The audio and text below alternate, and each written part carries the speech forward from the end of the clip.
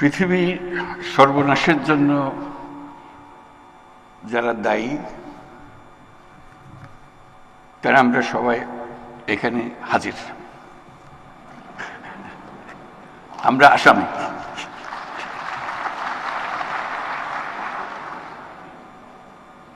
এবং পরিবেশ, বন, জলবায়ু মন্ত্রণালয়ের পক্ষ থেকে উপদেষ্টা রিজওয়ানা হাসান যেগুলো বলার চেষ্টা করল যে কত ভীষণ রকম আমরা অপরাধী। আমাদের পুরনো কবিরা বলে গেছেন, সাগরের সব পানি যদি কালি হতো,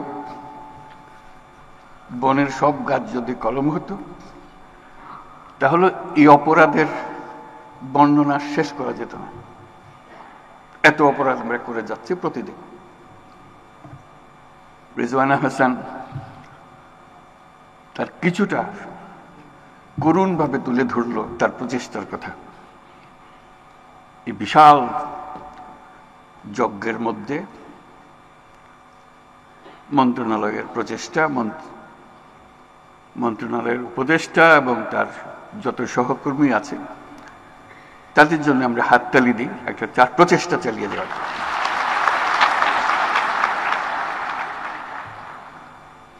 এতে নতুন করে আমাদের পক্ষে যোগ দেওয়ার কিছু নাই, শুধু স্মরণ করা ব্যর্থতার কথা, অপর্যাপ্ততার কথা, অবজ্ঞার কথা, অবহেলার কথা। আজকে যে বিশেষ দিবস আমরা পালন করছি, সেই দিবসকে উপলক্ষ করে আমাদের গাফিলতিগুলো স্মরণ করা। বিসমিল্লাহির রহমানির রহিম। বিশ্ব পরিবেশ দিবস 2025 উপলক্ষে আজকের আয়োজনে উপস্থিত সকলকে আমার শুভেচ্ছা ও সালাম জানাচ্ছি। আসসালামু আলাইকুম। আজকের এই আয়োজন থেকে পরিবেশ মেলা, মাসব্যাপী জাতীয় বৃক্ষরোপণ অভিযান ও বৃক্ষ মেলা 2025 শুরু হতে যাচ্ছে। আমি আশা করি সকল জেলা ও উপজেলা পর্যায়ে বৃক্ষরোপণ ও বৃক্ষ মেলা চলবে এবং উৎসাহের সঙ্গে চলবে। এই বছর বিশ্ব পরিবেশ দিবসের প্রতিপাদ্য হল এন্ডিং প্লাস্টিক পলিউশন। আজকের পৃথিবী নানান রকমের সংকটে জড়িত। যুদ্ধ বিগ্রহ, প্রযুক্তির ব্যাপক প্রসার, অপব্যবহার আমাদের সামনে নানা রকমের চ্যালেঞ্জ সৃষ্টি করেছে। কিন্তু সেই চ্যালেঞ্জটা আমরা এখনো অনেকে উপলব্ধি করতে পারছি না, সেটা হলো প্রকৃতির বিধ্বংসী রূপ। এটা প্রকৃতির দোষ না, আমাদের দোষ। আমরা মানুষ যারা এখানে বসবাস করি, প্রকৃতির সঙ্গে তাল মিলিয়ে চলার কথা, সেটা তাল মিলিয়ে না চলে উল্টো দিকে চলে। দোষটা প্রকৃতির না, দোষটা হলো প্রকৃতি বিধ্বংসী এক জীব যার নাম মানুষ। আমাদের সামনে দৈত্যাকারে হাজির হওয়ার প্রস্তুতি নিচ্ছে জলবায়ু সংকট। আমি প্রস্তুতি নিচ্ছে বলবো না, বলবো যে কাজ শুরু করে দিয়েছে। প্লাস্টিকের ব্যবহার পৃথিবীতে 3 ধরনের সংকটকে বাড়িয়ে দিয়েছে: জলবায়ুগত সংকট, প্রকৃতিগত সংকট, জীববৈচিত্র্যের ক্ষতি। এটা শুধু প্লাস্টিকের জন্য, আরো বহু জিনিস আছে। প্লাস্টিক এমন জিনিসে দাঁড়িয়ে গেছে যে ক্রমাগত হুঙ্কার দিচ্ছে, হয় আমরা থাকবো না হয় তোমরা থাকবে। দুজন একসঙ্গে থাকতে পারবে না, এর জায়গা নেই। এবং তাদের জয়যাত্রা অব্যাহত রয়েছে। তারা দাঁড়িয়ে দাঁড়িয়ে খিলখিল করে হাসি আমাদের অসহায়ত্ব দেখে, আমাদের উদ্যোগের অভাব দেখে। যে আমরা সব জয় করে নিলাম, তোমরা কিছুই করতে পারতেছ না। সেই অসহায় অবস্থা থেকে আজকে আমরা এই 2025 সালের এই দিবস উদযাপন করছি। প্লাস্টিক ব্যবস্থাপনা ঠিকঠাক না থাকায় পৃথিবীর জলাশয়গুলো পলিথিন আর প্লাস্টিকে ছেয়ে গেছে। জীববৈচিত্র্য ধ্বংসের মুখে পড়ছে। কেন? আমাদের কি শক্তি নাই বলে? তা না, আমরা পাত্তা দিচ্ছি না বলে। আমাদের কোনো গরজ না, চলছি তো, ঠিকই তো আছে। এই করতে করতেই আমাদের শেষ। এই দিবস পালনের মাধ্যমে যদি কিছুটা সজাগতা আমাদের কাছে আসে, নতুন দৃষ্টিভঙ্গি, নতুন কর্মোদ্যোগ আসে, তাহলে হয়তো একটা সম্ভাবনা সৃষ্টি হতে পারে। এখনো হয়নি। এখন আমরা অবলুপ্তির পথে, রক্ষা করার কোনো উপায় নাই। এই এমন এক জিনিস প্লাস্টিক, যার জন্ম আছে, মৃত্যু নাই। এই হলো তার বৈশিষ্ট্য। পৃথিবীর সবকিছুর মৃত্যু আছে, তার মৃত্যু নাই। এসব ক্রমাগত বাড়ে, ফলে সবকিছু সে জয় করে ফেলবে। আজকে যে আমরা মাইক্রোপ্লাস্টিকের কথা বলছি, এটা তো মাত্র শুরু। হেন জিনিস থাকবে না, তার বিচরণের বাইরে থাকবে। আমরা দিবস উদযাপন করে ঘরে ফিরে যাব, যথারীতি আগের মতো প্লাস্টিক ব্যবহার করব। এ সামান্য একটা জিনিস, এমন কি ক্ষতি করতে পারে আমাদেরকে? আমরা করতেই থাকবো। মন্ত্রণালয় বলছে প্লাস্টিক বোতল রাখা যাবে না, আমরা হাসাহাসি করব। কাজ নেই তো, একটা প্লাস্টিক বোতলের পেছনে লাগছিল না। এভাবে প্লাস্টিক অগ্রসর হবে। আমরা যদি আমাদের লাইফস্টাইল পরিবর্তন না করি, এই যুদ্ধে সামগ্রিকভাবে মানুষের পরাজয় অবধারিত। এর থেকে মুক্তি নাই। কিভাবে আমরা জীবন যাপন করব, তার মধ্যে এটা লিখিত হয়ে গেছে ফলাফল। প্লাস্টিকও আমরা ছাড়বো না, ধ্বংস আমাদেরকে ছাড়বে না। এই পথ থেকে আমরা কিভাবে বের হব, সেটাই হলো এখন আজকের দিনের বিবেচ্য আলোচ্য বিষয়। বিশ্বে প্লাস্টিক বর্জ্য ব্যবস্থাপনায় বাংলাদেশের অবস্থান 9ম। এতে খুশি হব নাকি নারাজ হব বুঝতে পারছি না।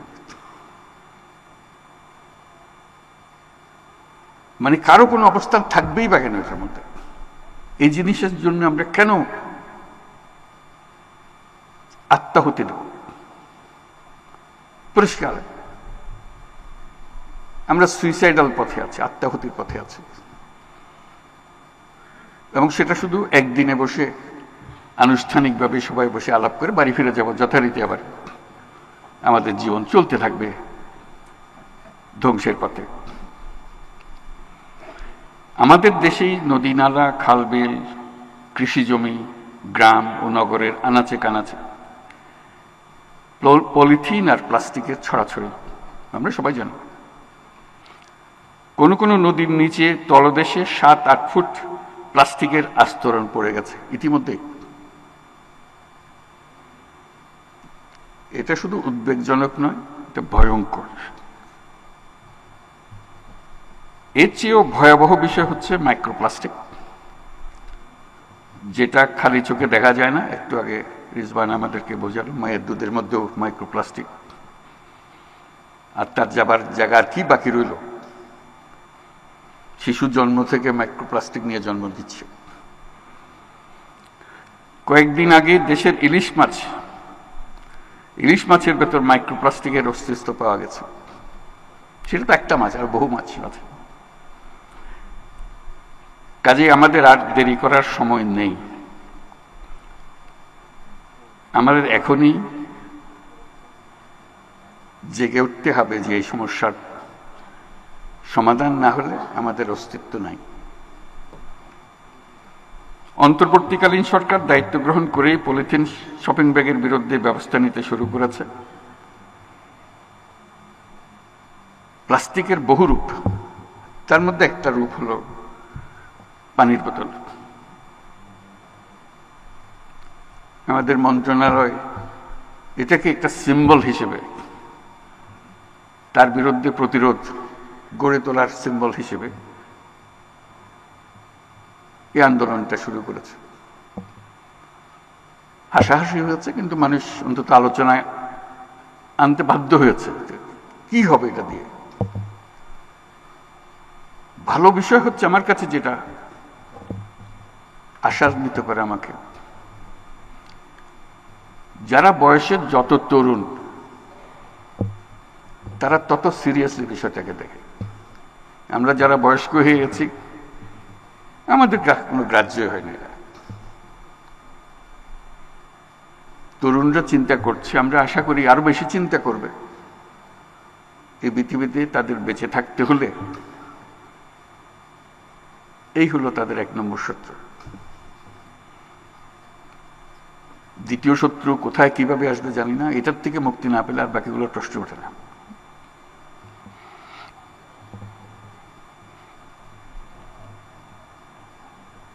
প্লাস্টিক দূষণ কমিয়ে আনার অন্যতম উপায় হলো যতটা সম্ভব এটা বর্জন করা। বর্জনটা তো লাগবে জন্ম লাভ করার পরে। আমার তো ধারণা তো গোড়াতে যেতে হবে, তার উৎপাদনই বন্ধ করা। বর্জন তো একজন উৎপাদন করে ফেলেছে, তারপর বলছে সেটা বর্জন করো, এই দুজনে লেগে গেল। গোড়াতে যদি আমরা উৎপাদনটাই বন্ধ করতে পারি তাহলে আর বর্জনের প্রশ্ন আমাদের আর থাকে না, আমাদের সমস্যার মধ্যে আমরা পড়ি না। এবং উৎপাদন বন্ধ করলে যে দুনিয়া অচল হয়ে যাবে তাও না, কষ্ট হবে। এটা সহজ জিনিস মনে হচ্ছিল, এটা সহজ থেকে কঠিন হবে। পলিথিন বেশি দিন আগের জিনিস না, মাত্র সেদিনের জিনিস। আমাদের বয়সে পলিথিনের জন্য, এর আগে ছিল না পৃথিবীতে। কিন্তু পলিথিন ছাড়া পৃথিবী অচল এই কথা বলার কোনো সাধ্য নেই। লক্ষ লক্ষ বছর ধরে পৃথিবী চলেছে, মানুষের পরিবর্তন হয়েছে, ইতিহাসের পরিবর্তন হয়েছে, অর্থনীতির পরিবর্তন হয়েছে, প্লাস্টিক দরকার হয়। হঠাৎ এসে সে বিশ্ব জয় করে বসে গেল এবং আমরা এরকম এডিক্টেড হয়ে গেলাম এটাতে, চোখ খুলে কিছু তাকাতে পারছি না। সেটাই হলো ব্যাপার। আমি দেশের সকল নাগরিকের প্রতি ওয়ান টাইম প্লাস্টিক পণ্য ব্যবহার বন্ধ করে দেওয়ার জন্য আবেদন করছি।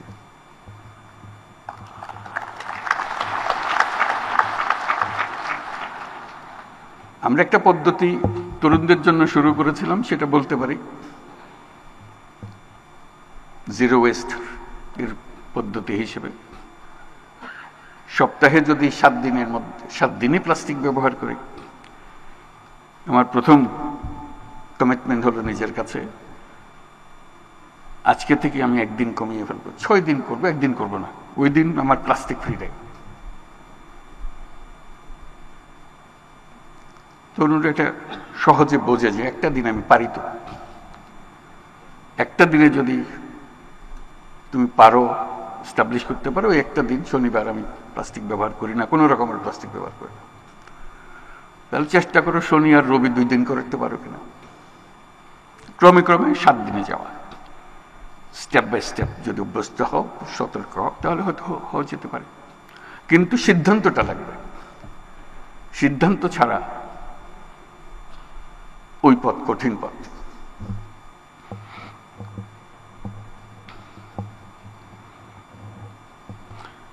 এর প্রাথমিক পদক্ষেপ হিসেবে আমি ইতিমধ্যে সরকারি সকল কার্যালয়কে একটি সুনির্দিষ্ট সময়সীমার মধ্যে ওয়ান টাইম প্লাস্টিকের ব্যবহার বন্ধ করার নির্দেশ দিচ্ছি। নির্দেশ দেওয়া সোজা, কিন্তু কার্যকর করা বড় কঠিন। ঠিক আছে, বললাম যে এটা লাইফস্টাইল বিষয়, আমি কিভাবে জীবন যাপন করব তার বিষয়। শুধু হুকুম দিয়ে বন্ধ করে দিলাম, চেষ্টা হবে হয়তো অনেক করবে, কিন্তু কঠিন একটা জগৎ। জাতিসংঘ প্লাস্টিক দূষণ নিয়ন্ত্রণে আন্তর্জাতিক আইন প্রণয়নের কাজ প্রায় চূড়ান্ত করেছে। বন ও পরিবেশ মন্ত্রণালয় এই প্রক্রিয়ার সঙ্গে জোরালো ভূমিকা রাখবে, এটা আমি নিশ্চিত। অন্তর্বর্তীকালীন সরকার স্বল্প সময়ের মধ্যে পরিবেশ সংরক্ষণের বিষয়ে কিছু উদ্যোগ নিয়েছে। আমরা বিশ্বাস করি এই উদ্যোগগুলো সফলভাবে বাস্তবায়িত হলে শালবন, সোনাদিয়া বন আর চুনতি বন তার হারানো রূপ ফিরে পাবে। বন্য প্রাণীরা আবার তাদের আবাসে ফিরে আসবে। কয়েকটি গুরুত্বপূর্ণ নদীকে দখল দূষণমুক্ত করার কাজ মন্ত্রণালয় শুরু করে যেতে পারবে বলে আশা করি। আমরা আশা করি নতুন প্রজন্ম এই শহরেই দূষণমুক্ত নদী দেখতে পাবে। ঢাকা শহরের পাশেই দেখবে পূর্বাচল বন। এদেশের তরুণ প্রজন্মের কি অসীম শক্তি তা আমরা গত জুলাই গণ অভ্যুত্থানে দেখেছি। আমি আজ আবারও বাংলাদেশের তরুণ সমাজের প্রতি আমার আস্থা ও শ্রদ্ধা জানাচ্ছি। একই সাথে স্মরণ করছি জুলাই গণ অভ্যুত্থানে সকল শহীদদের এবং যারা আহত হয়েছেন তাদের দ্রুত আরোগ্য কামনা করছি। তরুণরাই আমাদের নতুন বাংলাদেশ গড়ার স্বপ্ন দেখতে অনুপ্রাণিত করেছে। আমি বরাবরের মতো আবারও বলছি, এই তরুণ প্রজন্মই ইতিহাসের সবচেয়ে শক্তিশালী, সবচেয়ে সৃজনশীল তরুণ প্রজন্ম। আমি এদেশের তরুণ সমাজের প্রতি আহ্বান জানাই, জলবায়ু সংকট মোকাবেলায় এবং পরিবেশ দূষণ রোধে তোমরা তোমাদের কার্যকর ভূমিকা অবশ্যই রাখবে। নিজের মধ্যে এমন সংকল্প করতে হবে যে আজ থেকে আমি আমার দৈনন্দিন জীবনে কার্বন নিঃসরণ শূন্যতে নিয়ে আসব। আমি এখন প্রতিদিন এটা পদক্ষেপে এগিয়ে যাব। দেশের সকল নাগরিকের প্রতি আমি আহ্বান জানাই, আমাদের অবশ্যই আত্মবিধ্বংসী চিন্তাভাবনা থেকে মুক্ত হতে হবে। অর্থনৈতিক লাভের জন্য পরিবেশের ক্ষতি করে যাব, এটা আমি কিছুতেই নিজেকে মানতে দেব না। বন্যা, ভূমিকম্প, জলোচ্ছ্বাস এ ধরনের প্রাকৃতিক বিপর্যয়ের সময় আমরা বুঝতে পারি যে প্রকৃতি কত শক্তিধর। আমরা যদি পরিবেশ ও জলবায়ু বিপর্যয়কে বাড়াতে না চাই, তবে অবশ্যই আমাদের পরিবেশ বান্ধব উন্নয়নে নজর দিতে হবে। নদী ধ্বংস করে, বন জঙ্গল উজাড় করে, জীববৈচিত্র্য ধ্বংস করে যা হয় সেটা অন্য যাই কিছু হোক, অবশ্যই এটা উন্নয়ন নয়। উন্নয়ন সম্বন্ধে আমাদের ধারণা সম্পূর্ণ পাল্টে দিতে হবে। আজকের এই আয়োজনে দুটি আনন্দের দিকে দৃষ্টি আকর্ষণ করছি। প্রথম আনন্দের সংবাদটি হলো, আজকে পরিবেশ, বন ও বন্যপ্রাণীর জীবন রক্ষায় অসামান্য অবদান রাখার জন্য 31টি প্রতিষ্ঠান ও ব্যক্তিকে জাতীয় পুরস্কার দেওয়া হচ্ছে।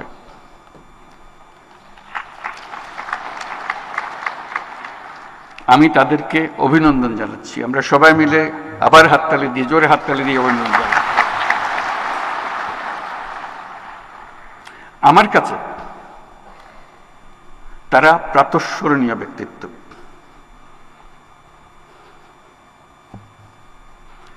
আমরা যেন তাদের পদাঙ্ক অনুসরণ করতে পারি, আমাদের সন্তানরা যেন তাদের পদাঙ্ক অনুসরণ করতে পারে, তার প্রতি দেশের সকল মানুষের দৃষ্টি আকর্ষণ করছে। দ্বিতীয় আনন্দের বিষয়টি হচ্ছে আজকের এই আয়োজন এই অনুষ্ঠানের মধ্যেই শেষ হয়ে যাচ্ছে না, বরং আজকে থেকে শুরু হচ্ছে পরিবেশ মেলা, মাসব্যাপী জাতীয় বৃক্ষরোপণ অভিযান ও বৃক্ষ মেলা 2025 সালের কর্মসূচি। এবারের বৃক্ষমেলার প্রতিপাদ্য হচ্ছে পরিকল্পিত বনায়ন করি, সবুজ বাংলাদেশ গড়ি। বৃক্ষরোপণ ও বৃক্ষমেলা চলবে সকল জেলা এবং উপজেলা পর্যায়ে। আমি আশা করি বন বিভাগ জেলা প্রশাসকদের সাথে সমন্বয় করে উৎসব মুখরভাবে মেলা ও গাছ লাগানোর কর্মসূচি আয়োজন করবে। আজকের এই সম্মেলন থেকে সবার উপস্থিতিতে আমি পরিবেশ মেলা, বৃক্ষ মেলা ও বৃক্ষরোপণ অভিযান 2025-এর শুভ উদ্বোধন ঘোষণা করছি।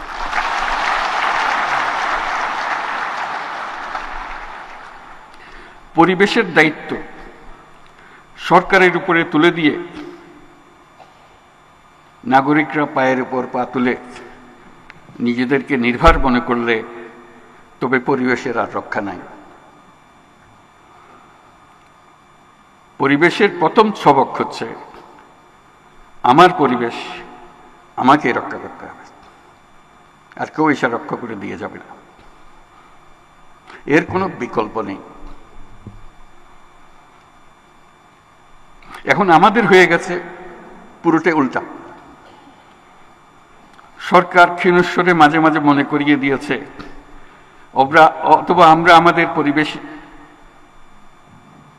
সরকার মাঝে মাঝে ক্ষীণস্বরে আমাদের মনে করিয়ে দিচ্ছে যে আমরা আমাদের পরিবেশ ধ্বংস করে ফেলছি। সাবধান হন, নাগরিকরা মনে করে যাচ্ছে পরিবেশটা একটা শৌখিন ব্যাপার। বিদেশিদের তাগিদে সরকারকে মাঝে মাঝে এটা নিয়ে সভা সমিতি করতেই হয়। আমরা আসল ব্যাপারটাই হারিয়ে ফেলি। আমাদের দৈনন্দিন জীবনে প্রতি মুহূর্তে মনে রাখতে হবে, জীবন বাঁচাতে হলে পরিবেশ বাঁচাতে হবে, এর কোনো বিকল্প নেই। আমি কোনো রকমে অসুখ বিসুখ নিয়ে জীবন কাটাতে পারলেও আমার সন্তানরা বেঁচে থাকতে পারবে না, কারণ আমি তাদের বেঁচে থাকার মূল অবলম্বনটি ধ্বংস করে দিয়েছি।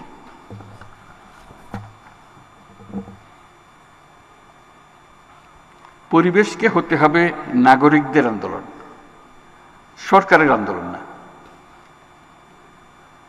নিজেদের টিকিয়ে রাখার সংগ্রাম, এটাই হবে আন্দোলন। নিজের বংশধরদের জীবন নিশ্চিত করার সংগ্রাম, এটাই হবে আন্দোলন। পরিবেশ আপনাকে কষ্ট করে বানিয়ে দিতে হবে না। প্রকৃতি লক্ষ লক্ষ বছর ধরে পরীক্ষা নিরীক্ষা করে এটা আপনাকে বানিয়ে দিয়ে গেছে। অতি চমৎকার একটা ব্যবস্থাটা। আর আমরা এখন উঠে পড়ে লেগেছি এটাকে ধ্বংস করে দেওয়ার জন্য। আমাদের কিরকম শক্তি, এই লক্ষ লক্ষ বছরের যে ফলাফল, আমরা জান দিয়ে চেষ্টা করে যাচ্ছি এটাকে শেষ করে দেওয়ার জন্য। এটাই আমাদের সমস্যা। ধ্বংস করার থেকে বিরত থাকুন। নতুন সৃষ্টি করার কোনো দরকারই নেই। প্রকৃতি আমাদেরকে দিয়ে দিয়েছে সবকিছু। এই ধ্বংস থেকে বিরত থাকলেই আমরা এই সুন্দর পৃথিবী উপভোগ করতে পারব। আমরা গাছ লাগানোর উৎসব করছি, একটু আগে ঘোষণা করলাম, তো ভালো কথা। তার সঙ্গে গাছ কাটা বন্ধ করার অভিযানটাও চালাতে হবে।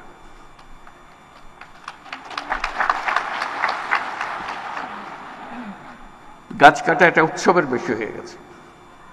একটা গাছ তৈরি হয়ে আসতে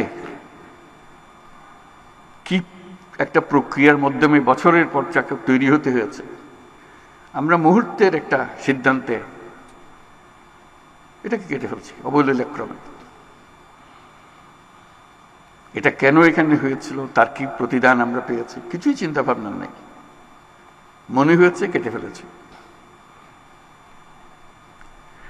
প্লাস্টিক পরিবেশের বিষ।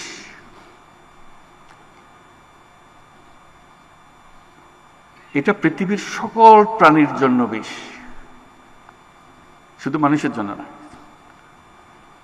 ঘটনাটি ধীরে ধীরে হচ্ছে বলে আমরা গা করছি না। পৃথিবীতে মানুষ বাড়ছে, বাংলাদেশেও মানুষ বাড়ছে, তার সঙ্গে জনপ্রতি প্লাস্টিক বিষের পরিমাণও বাড়ছে। আমরা কখন আর সচেতন হব? আজকের এই দিনে আমরা মনে মনে ঠিক করি, আসুন আমরা বিষয়টি নিষ্পত্তি করে ফেলি। এই বিষের থেকে আমরা নিজেদেরকে মুক্ত করি।